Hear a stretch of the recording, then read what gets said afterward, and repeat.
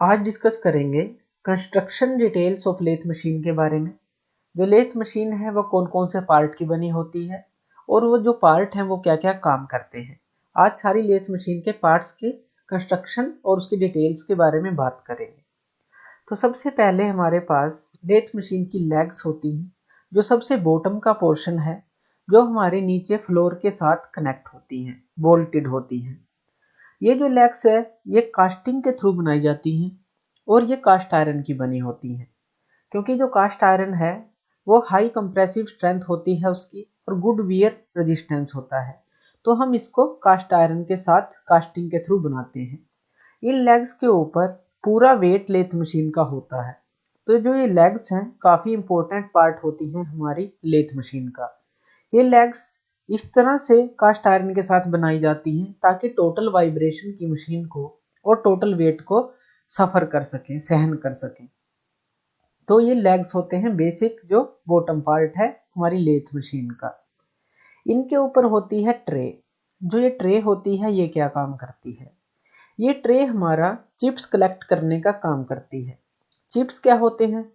Chips हमारे जब हम लेथ मशीन के ऊपर वर्क करते हैं, टर्निंग प्रोसेस करते हैं, टेपर टर्निंग करते हैं, फेसिंग करते हैं, कुछ भी हम प्रोसेस करते हैं, तो उससे जो मटेरियल रिमूव होता है उन मटेरियल को हम बोलते हैं चिप्स। वो बहुत ही गर्म होते हैं जब निकलते हैं, तो उनको कलेक्ट करने का काम हमारा ये ट्रे करती है। ये ट्रे हमारा उन चिप्स को बिखरने से रोकती है और एक जगह उनको कलेक्ट कर लेती है। फिर आता है हमारा बेड। ये है बेड। ये हमारा लेथ मशीन का बेड होता है। अकॉर्डिंग टू स्पेसिफिकेशन इस बेड को चूज किया जाता है। हमें लेथ मशीन है उसकी रिक्वायरमेंट क्या है उसके अकॉर्डिंग ये जो बेड है लेथ मशीन का ये चूज किया जाता है।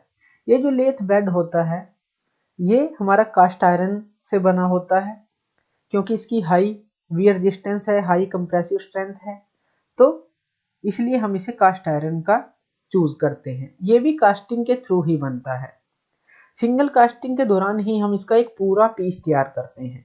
अगर हमारी बड़ी लेथ मशीन है तो उसके जो 2 या 3 पीस बनते हैं उनको बाद में बोल्ट कर लिया जाता है। लेकिन जो जनरली छोटी मशीन है तो जो ये पूरा पीस है उसको एक ही ऑपरेशन में कास्टिंग के थ्रू बनाया जाता है। ये पूरा एक ही पीस होता है। इस बेड के पास यहाँ पे हमारा होता है फीड बॉक्स। फीड बॉक्स हमारा 2 चीजों से कनेक्ट होता है। एक तो हमारा लीड स्क्रू है और एक फीड रोड है। ये जो रोड है थ्रेडेड रोड है, इसको हम लीड स्क्रू बोलते हैं। इसके ऊपर थ्रेड कटे होते हैं। और जो ये नीचे है ये हमारी सिलेंड्रिकल रोड होती है। सिलेंड्रिकल रोड हम इसको फीड रोड बोलते हैं। ये दोनों ही हमारे एक साथ वर्क करते हैं और कैरिएज को संभालते हैं। कैरिएज हमारा जो टूल को मूवमेंट देता है आगे पीछे, तो ये दोनों हमारे फीड करने के काम आती हैं टूल को चक की तरफ। यहाँ पे हमारा लेफ्ट हैंड साइड में है हेड स्टॉक। हेड स्टॉक क्या होता है? हेड स्टॉक के अंदर सारी गियर अरेंजमेंट होती है। जो भी हमारा गियर है, चाहे वो फ्रंट गियर हो, चाहे वो बैक गियर हो, चाहे कोई पुली हो, सारा गियर अरेंजमेंट इस हेड स्टॉक के अंदर होता है। यहाँ पे हमारे पास एक लीवर होता है ड्राइविंग क्लच का। ये जो ड्राइविंग क्लच का लीवर है ये हमारा गियर्स और स्पिंडल के साथ एंगेज और डिसएंगेज करने के काम आता है। ये क्लच है, क्लच हमारा एंगेज करता है और डिसएंगेज करता है मोशन को। स्टार्टिंग में ये इसको डिसएंगेज रखता है मोशन को स्पिंडल के साथ, और जब हमें रिक्वायरमेंट होती है तो ये क्लच उसे एंगेज कर देता है स्पिंडल के साथ और स्पिंडल हमारा रोटेट करना स्टार्ट कर देता है। ये है स्पिंडल और ये है चक। जो ये स्पिंडल है ये अंदर से होलो और उसके अंदर थ्रेड कटे होते हैं। इसी तरह से जो हमारा चक है इसके बाहर एक रोड लगी होती है और उसके ऊपर थ्रेड कटे होते हैं। तो ये दोनों हमारे एक नट और बोल्ट की तरह भी फिट हो सकते हैं। तो अच्छी तरह से टाइट होने के बाद ये एक असेंबली बन जाती है। जो ये चक होता है ये क्या काम करता है? जो ये चक है ये हमारा जॉब को होल्ड करने के काम आता है। चक हमारे पास 2 तरह के होते हैं, 3 जा चक और 4 जा चक। 3 जा चक को हम यूनिवर्सल जा चक भी बोलते हैं। क्योंकि अगर हम एक जा को टाइट करते हैं तो तीनों जा इकट्ठे मूव करते हैं, उसको बोलते हैं यूनिवर्सल जा चक्र। लेकिन मेनली ये सिलेंड्रिकल जॉब को होल्ड करने के काम आता है। जो दूसरा टाइप है फोर जा चक्र, वो हमारा स्क्वायर जॉब को भी पकड़ सकता है, क्योंकि जो उसके जा हैं अलग अलग मूव करते हैं। अगर हम एक जा को टाइट करेंगे तो एक ही जा मूव करेगा। तो इन दोनों में ये डिफरेंस है कि थ्री जा चक्र में सारे जा इकट्ठे मूव करते हैं, फोर जा चक्र में सारे जा अलग अलग मूव करते हैं।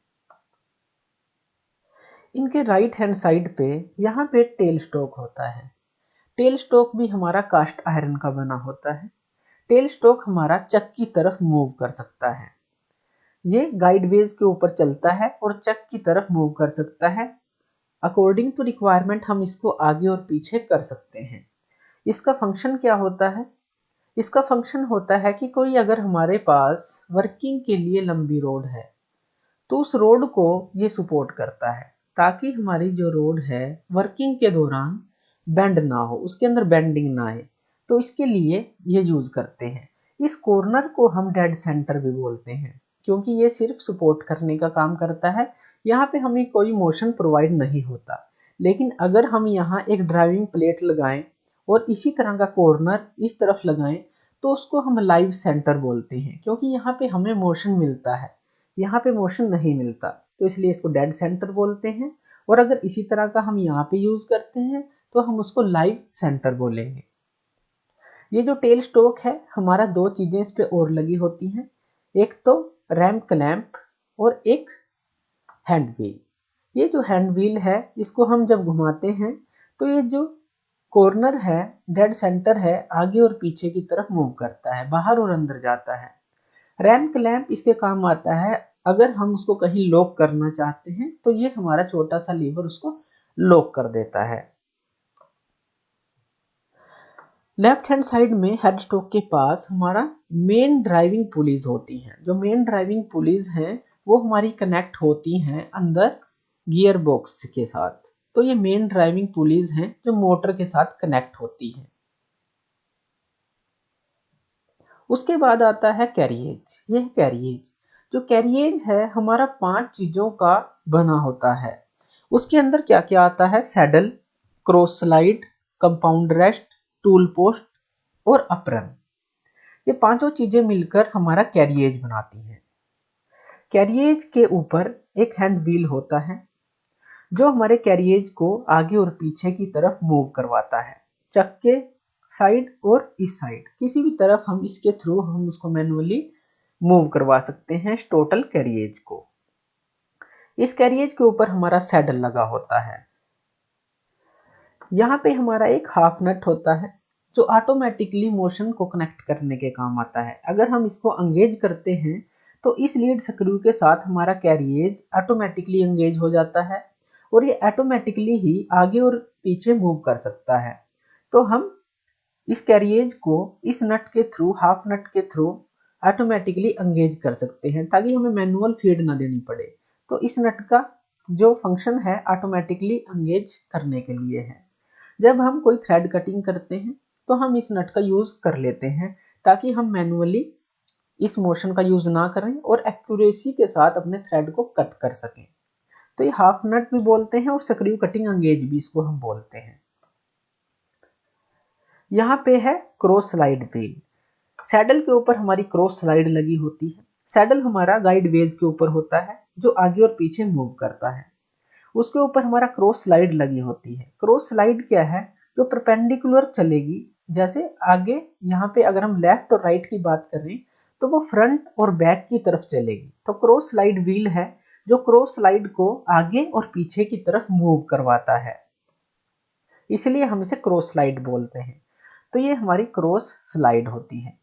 क्रॉस स्लाइड के ऊपर हमारी होती है कंपाउंड रेस्ट। ये है कंपाउंड रेस्ट।